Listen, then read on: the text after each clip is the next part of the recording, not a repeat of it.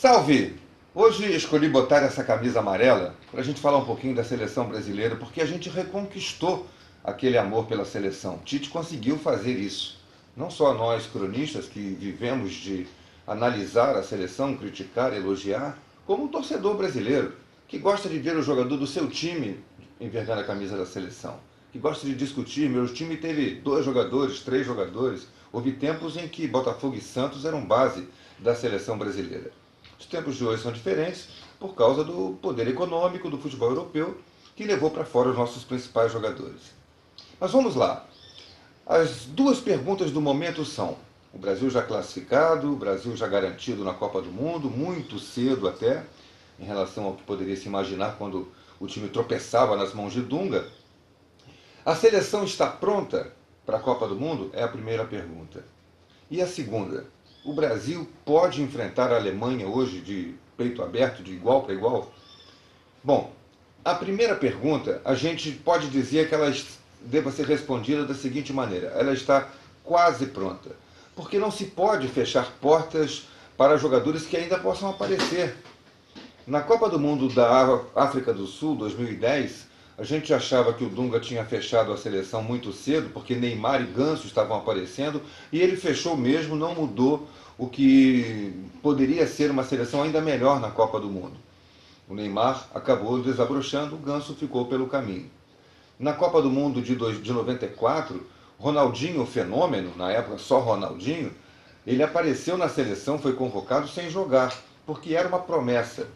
Então hoje a gente não pode fechar as portas, por exemplo, para jogadores como Vinícius Júnior, Pedro Rocha, Arthur do Grêmio, Guilherme Arana do Corinthians, jogadores que estão em fase de crescimento. Apareceram esse ano, foram revelações. E o que acontecerá com esses jogadores que muito provavelmente ou já foram, como o caso do Vinícius Júnior, né, do Pedro Rocha, ou estão indo para a Europa no ano que vem? Terão ainda 3, 4, 5 meses para jogar e aparecer para o mundo do futebol. Será que até lá eles não vão merecer uma convocação para a Copa do Mundo? Então é preciso deixar essa porta aberta. Para outros jogadores também. E há alguns jogadores desta seleção brasileira que são questionáveis, embora a gente saiba que o Tite tem lá preferências por eles. É o caso do Tyson, é o caso do Giuliano, jogadores que não demonstraram nenhuma garantia, não deram nenhuma garantia de que podem ser jogadores da seleção na Copa do Mundo. O que eles poderão acrescentar para a seleção se forem eventualmente escalados na Copa? O que a gente sabe hoje, o que a gente tem, e me parece uma coisa consolidada, é o time principal do Brasil na cabeça do técnico Tite.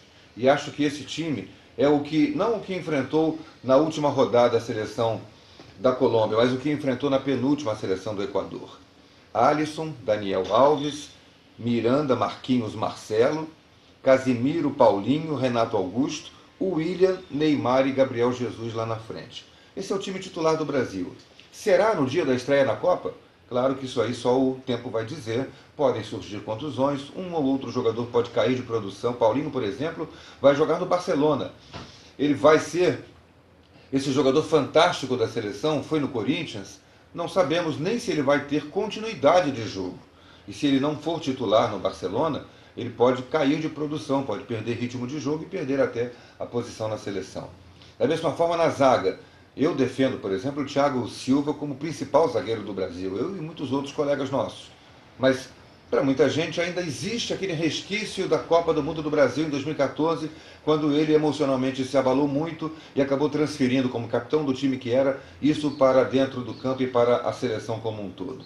Mas é uma questão a ser resolvida no decorrer dos próximos meses. Não esses 2 jogos que faltam na temporada, mas o que vai acontecer no próximo ano, na reta final de preparação para a Copa do Mundo. O fato, e aí respondendo à segunda pergunta, é que nós temos hoje uma seleção altamente confiável. Na minha visão, capaz de enfrentar a Itália, França, Espanha, a Alemanha de igual para igual. Ganhar ou perder vai ser uma contingência do jogo, mas o Brasil tem hoje sim capacidade de enfrentar a poderosa Alemanha, que recentemente enfiou uma goleada na Noruega de 6-0, de igual para igual. Pode ganhar, pode perder. Estratégia de jogo, enfrentando um adversário poderoso como esse, é uma coisa que o Tite vai estudar e vai desenvolver na seleção. Mas que nós não podemos hoje ter qualquer dúvida de que o Brasil vai para a Copa do Mundo como um dos favoritos, nós não podemos ter essa dúvida. Eu, pelo menos, não tenho.